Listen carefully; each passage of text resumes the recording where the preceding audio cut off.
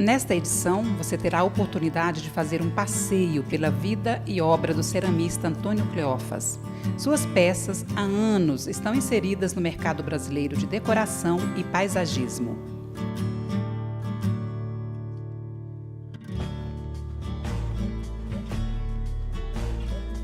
Ele é o patriarca da família. Com 60 e poucos anos, casado com Anita, Cleófas reúne praticamente todos os filhos, genros, noras e netos na Vila Barroló. Na comunidade também funciona o ateliê de cerâmica.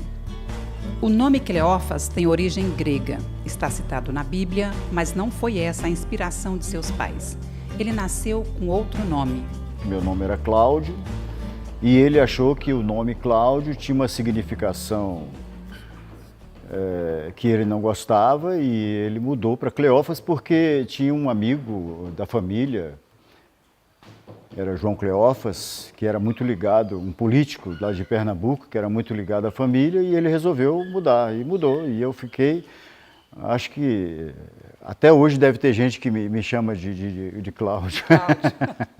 Então, não Mas mudou. composto, Não né? tem nada a ver com Bíblia. No caso dele, meu pai, não tinha nada a ver com Bíblia, né? Realmente não tem ligação. Vamos explorar esse universo singular do ceramista que, por incrível que pareça, fez o parto de todos os filhos e netos em casa e de forma humanizada. Essa atitude, diz ele, não tem relação religiosa. Eu creio em Deus, sirvo a Ele, né? Mas eu não gosto de proferir, de dar ao meu discurso uma conotação religiosa por causa do estereótipo negativo que existe hoje em relação à religião, com as teorias de prosperidade, né, as cobranças, o envolvimento de dinheiro, essas coisas. Eu estou fora desse meio, eu não participo de nada religioso. Mas eu creio em Deus, sirvo a Ele e a minha família também. E eu creio que Deus fez você, como ser humano, apto para gerar e gestar e dar à luz aos filhos, né? Cada pessoa no seu papel, o homem gerando, a mulher gestando e dando à luz, e os dois criando esses filhos. Quer dizer, isso é a noção nobre da frutificação do ser humano. É dentro desse conceito que eu entendi que médicos não têm nada a ver com esse processo. A história da família Cleófas, à distância, pode até parecer surreal. Porém, quanto mais perto chegamos, menos mistérios encontramos. Eles lidam com a natureza, ofício, espiritualidade, trabalho e estrutura familiar de forma espontânea, sem grandes ambições. Dentro do incomum, tudo parece ser bem simples. Seguindo essa estrada de chão entre os canaviais, daqui uns 5 quilômetros mais ou menos, a gente encontra a Vila Barroló. Lá vive a comunidade da família Cleófas. Barroló fica entre os municípios de Viríssimo e Conceição das Alagoas. Aproximadamente 500 vasos compõem a paisagem do galpão. Eles são cuidadosamente espalhados, embelezam o ambiente, dando contorno de uma exposição permanente. Cada volume apresenta zelo estético artístico. Os designs são caracterizados por suaves traços entalhados.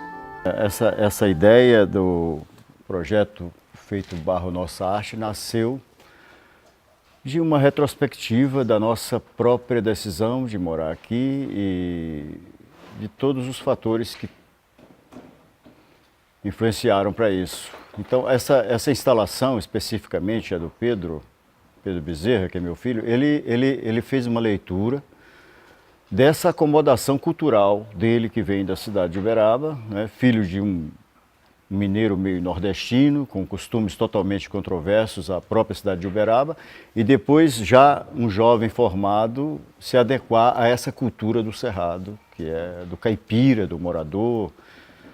Então eles sofreram todo esse questionamento e ele faz essa leitura pela influência pesada da própria degradação do cerrado, como as famílias estão reagindo a isso, né? E como ele se posiciona diante disso. Quer dizer, um questionamento muito importante essa instalação. E as outras coisas, a cerâmica é aquilo que faz parte da nossa vida desde 85, quando eu comecei em Uberaba o ateliê Antônio Cleófas, funcionou 24 anos. é o nosso carro-chefe, sempre foi aquilo que manteve. Eu criei meus filhos todos com a cerâmica. Depois eles assumiram, eles produzem uma outra linha, que é deles mesmo. Eu parei de produzir por um tempo, me dediquei a outras artes, né, que eu queria fazer antes e não tinha tempo.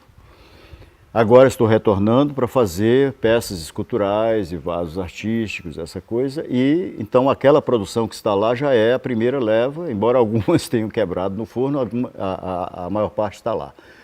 E gravuras também, são desenhos que eu faço para ilustração de blogs que eu mantenho, que eu mesmo faço as ilustrações. Então são desenhos assim bem despretensiosos. Aliás, é muito importante dizer que tudo ali é muito despretensioso, nada é assim extremamente profissional, nada. A gente opta por um tipo de leitura da arte como uma adequação comum da vida doméstica, entendendo que o artista é, na verdade, um herói doméstico, que lida com questões inteiramente caseiras, de família e de problemas cotidianos, né? Ele encontra soluções do ser humano. Os filhos assumem e imprimem um novo gênero. Eu considero a maior diversão aqui da interação entre nós, né, primeiramente, que disso saiu o bando, né, o bando Calça de Jornal, que a gente sempre produzia entre nós, desde novos, enquanto eu nem era nascido, né, os meus irmãos mais velhos já produziram teatro para o meu pai e para minha mãe assistir, né. A plateia era meu pai e minha mãe. Intuídos pela sutileza do dia a dia, eles não perdem de vista a concepção original, nem a tendência atual. Muita coisa que eu pensava antes, quando era urbana, eu já não penso mais, a minha cabeça é outra. Seguindo a harmonia das formas, está a exposição no SESI Minas. Potes, vasos, pratos ou mandalas criam um efeito de abundância das possibilidades. Associada à instalação Desconceição das Alagoas, criada por Pedro Cleófas, está evidente a forte paixão por elementos da natureza. Arranjos com ferro, madeira do cerrado e colheita produtiva carregam o efeito da inquietação saudável. Cada unidade parece tão reveladora quanto enigmática. Pode mostrar-se apenas como expressão artística ou como um clamor à profunda reflexão social. Afinal, toda construção brota de nossas vivências internas. Verdade é que o conjunto da obra traz uma linguagem universal. Tudo conversa entre si. Viver numa comunidade atípica e com esse modelo sempre foi um sonho latente na cabeça do artista Cleófas. E quanto à aceitação dos filhos, parece que a riqueza da própria opção os convencem. Vitória, acatando a sugestão do seu pai, eu quero saber se você é feliz aqui com esse modelo de vida. Me considero uma pessoa feliz. Quando eu morava na cidade, eu já me sentia um pouco diferente das pessoas com que eu convivia. Pelos conceitos de vida que eu recebi da minha família, eu já me sentia diferente. A gente tem uma relação com os vizinhos muito especial por valorizar a cultura centenária deles, né? Porque é uma cultura muito bonita, mineira. E nós descobrimos isso pela interação com eles e resgatamos várias expressões da cultura deles, né? Com o teatro, por exemplo.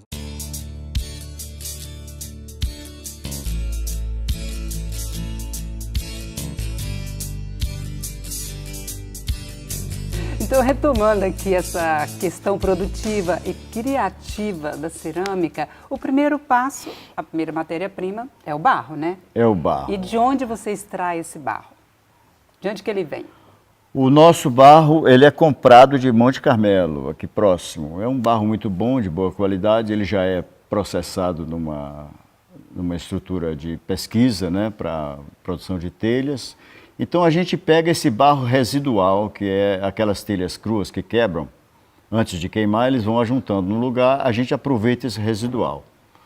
É disso que a gente produz. Agora, nós temos outro barro, que é esse tom meio avermelhado, né, que a gente dá, que é da região, é aqui do nosso subsolo aqui. A gente tira... Da própria vila? É, da própria vila. Para dar essa tonalidade que é característica nossa, o barro é daqui da vila mesmo.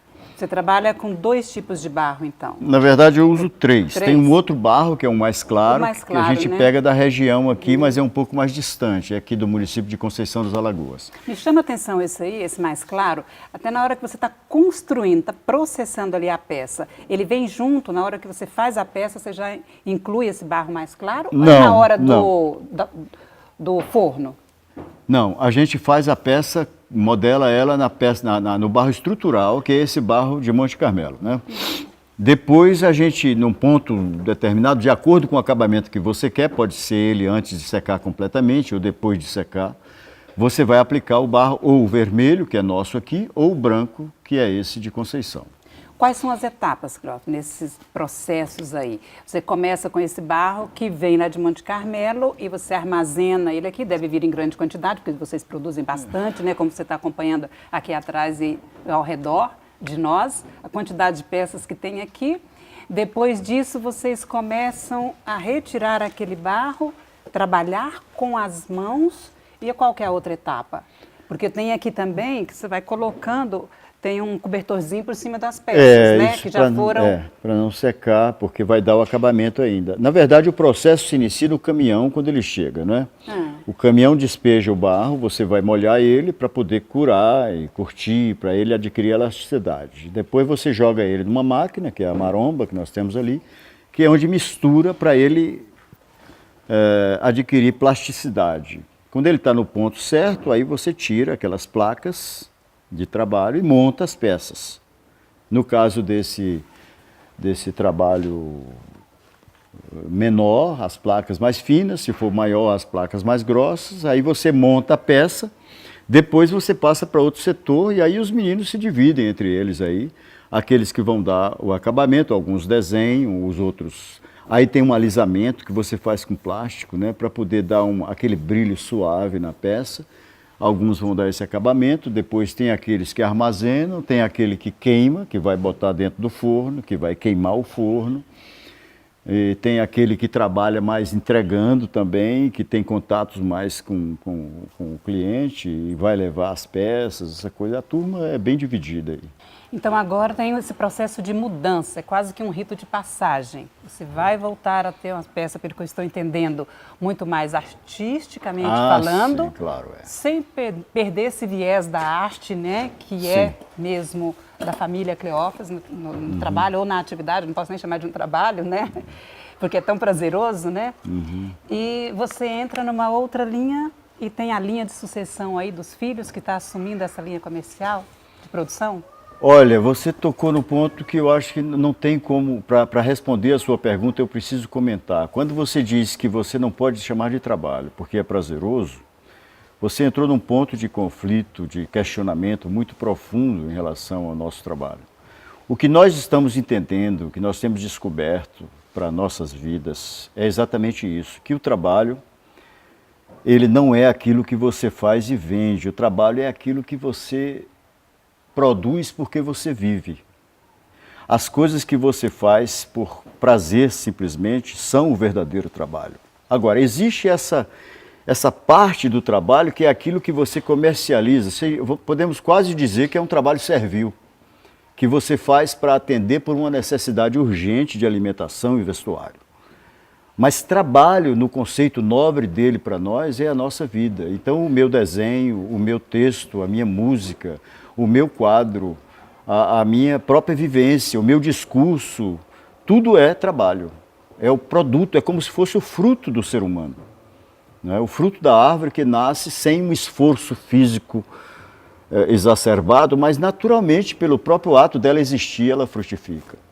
Então o trabalho, ele não divide para nós. Essa linha mais comercial a gente faz por uma necessidade financeira. É pouquinho dinheiro que a gente precisa, mas precisa. Então, nós fazemos isso para vender.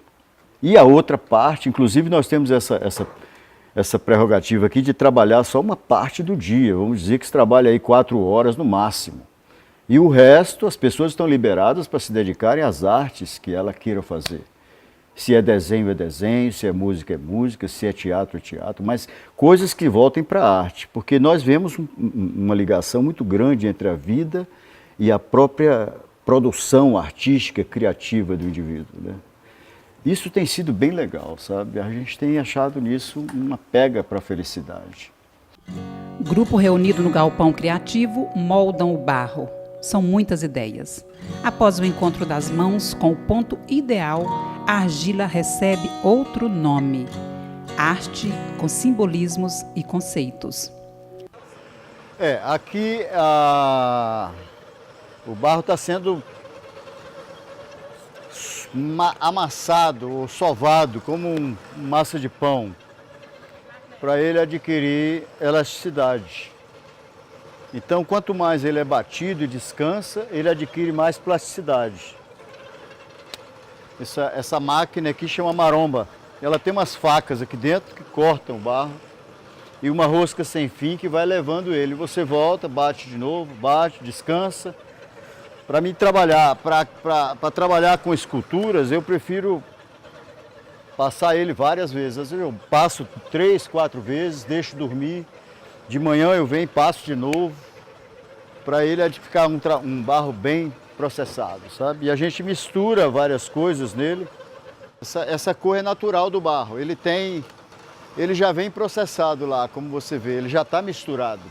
Ele já vem nesse ponto, só que ele vem como se estivesse desagregado. Quando você mistura ele adquire mais plasticidade. O risco de trincar a peça é menor, entende? Cerâmica é um trabalho assim que você termina acostumando, porque sempre perde. Você faz uma escultura, um trabalho grande, dedica muito tempo e é comum isso quebrar no forno, sabe? Quando você sabe a razão, a gente já está acostumado com isso. Faz de novo, não tem problema. São muitas, mas nenhuma peça é absolutamente igual à outra.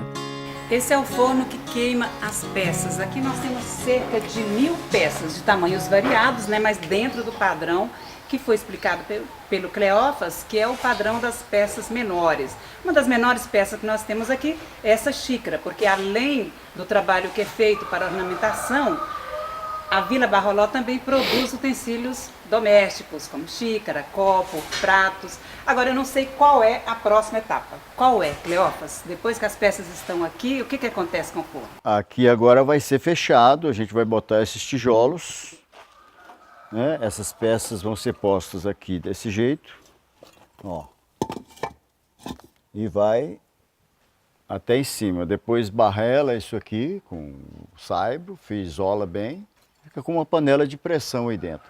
Aqui no meio desse forno tem um túnel, uma cisterna, que vai dar uns 4 metros de profundidade, e do fundo dela sai uma canaleta que leva o calor para lá. Então o fogo sai lá por cima, ali naquele buraco, ele circula em cima e é sugado para baixo. Ele passa por todas as peças e sai na chaminé lá fora. E quanto tempo que essas peças vão ficar aqui? Então, nesse tempo agora, com um forno desse que não está tão cheio assim, ele vai durar umas 10 a 15 horas de queima. Pela sua explicação aqui, você tem uma preocupação também ambiental, com a Tem, sustentabilidade. Com certeza. A gente trabalha com uma lenha de aproveitamento aqui da região. A gente fez um acordo aqui com um pomarista vizinho para a gente consumir a lenha de poda. A gente recebe várias ofertas de lenha de cerrado aqui, de pessoas que cortam, que desmatam, e nós não aceitamos por uma questão de consciência mesmo. Também tem a opção de eucalipto, mas atualmente a demanda de poda desse pomar de mangas que vocês passaram, vocês viram ali, isso já atende a gente com sobra. Inclusive está aqui acumulada a lenha de mangueira, que resolve muito bem, atende muito bem a nossa demanda. O fechamento do forno é feito por Abel Cleófas e chega a uma temperatura de 850 a 1000 graus. Depois do tempo necessário, veja só o resultado final. Uma obra de arte.